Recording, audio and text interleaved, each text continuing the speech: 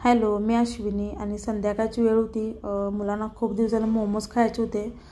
त्यासाठीच मी फ्रीजमधनं काही भाज्या वगैरे काढून घेतल्या आणि मला चॉपर पाहिजे होता, ते चॉपर पण काढून घेतला. आणि असं काही वेगळं काही ते करायचं असलं की त्याला माझ्या मुलग्याला नेहमी मदत करायला आवडते. तो मला कोबीज वगैरे असं क्रश करून देत होता. त्याच्यानंतर मी इकडं मोमोचं जे पीठ आहे ते मळून घेतले आणि मोमोचं सारण वगैरे तयार करून घेतलं. खरं तर मोमोज हा प्रकार मला जास्त आवडत नाही, कारण तितकं ते मला टेस्टी वाटत नाही, पण मुलांना ते खूप आवडतं. आणि जास्त करून माझ्या मुलगीला मोमोज खूप जास्त आवडतात. माझ्या मुलग्याला पण तितकं ते आवडत नाही. त्याच्यानंतर मोमोज आम्ही खूप साध्या सिंपल पद्धतीने तयार केला.